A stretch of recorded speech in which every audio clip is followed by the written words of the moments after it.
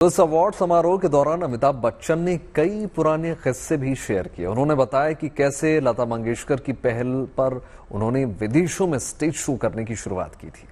लता जी का स्नेह और प्यार मेरे परिवार पे और मुझ पर हमेशा रहा है और हमें जितना आदर सम्मान उन्होंने दिया है उसका मैं वर्णन नहीं कर सकता हूं। न जाने क्या ऐसी बात थी कि वो जब भी मुझसे मिलती थी या हमारे परिवार के सदस्यों से मिलती थी तो एक अलग तरह का उनका स्नेह और प्यार होता था।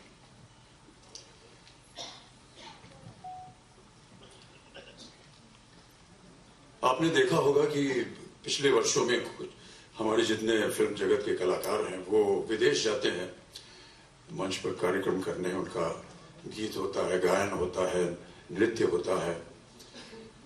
शायद लोगों को पता नहीं कि इस तरह के कार्यक्रम मैं भी किया करता था और एक तरह से माना जाए तो इसकी शुरुआत जो है वो मुझे लता जी की देन मिली थी कि इसकी शुरुआत की जाए। ये शायद बहुत से लोगों को पता नहीं। 1981 की बात है। मैं न्यूयॉर्क में था और हमारे एक मित्र आए, कहा कि लता जी न्यूयॉर्क में हैं और वो आपसे मिलना चाहती हैं। तो मैं लता जी से मिलने गया। उन्होंने कहा, अमिताभ जी, मेरा यहाँ मंच पर एक कार्यक्रम है मैडिसन स्क्वायर गार्डन, जो कि बहुत ही विख्यात अमेरिका का एक स्टेडियम है। वहाँ पर एक हॉल है फिल्म फोरम, यहाँ पर उनका कार्यक्रम होना था। उन्होंने कहा, यहाँ मैं चाहती हूँ कि आप 2 मिनट आकर के मेरी एक प्रस्तुति कर दें। लता जी का प्रस्तुति करना ये मेरे लिए समझ में नहीं आया है कैसे कह रही हैं, लेकिन क्योंकि वो लता मंगेशकर हैं इसलिए मैंने उनकी बात मान ली और मैंने कहा, ठीक है लता जी, मैं आ जाऊंगा। जाने लगा तो फिर उन्होंने कहा, अमिताभ जी सुनिए, हमने सुना है कि अभी आपने अपनी एक फिल्म में गाना गाया है।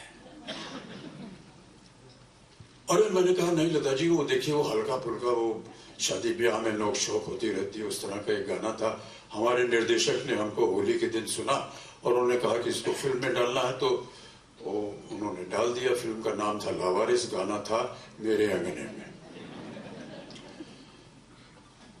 अब हमारी हालत बहुत खराब हो गई क्योंकि हमने पहले कभी ऐसा किया नहीं था। लता जी ने आग्रह किया तो हम गए और बड़ी कठिनाई से हमने किसी तरह वो गाना वहां गा दिया। जनता में कुछ लोग जो थे वो ताली वाली बजा दिए, कुछ लोग खड़े होकर के नाचने लगे। जो हमारे मित्र थे उन्होंने ये देखा, उन्होंने कहा, भाई साहब, अब हर साल आपका कार्यक्रम होगा अलग अलग देशों विदेशों में। और इस तरह ये कार्यक्रम शुरू हुआ। ये 80 के दशक की बात है, तो इसका श्रेय जो है ये लता जी को जाता है। तत्पश्चात लता जी के साथ मंच पर उपस्थित होने का सौभाग्य मुझे कई बार मिला और कई बार उनके साथ एक परफॉर्मेंस भी था, वो भी किया। लता जी के बारे में कई बार हम लोग सोचते हैं क्या है, और एक बार मैंने अपने पूज्य बाबूजी से पूछा कि लता मंगेशकर के बारे में आप कुछ बताइए। उन्होंने केवल एक शब्द कहा, शहद की धार। मिठास उनके गायन में शहद की था और क्योंकि शहद की जो लय है वो कभी टूटती नहीं, इसलिए उनका स्वर जो है वो कभी टूटता नहीं।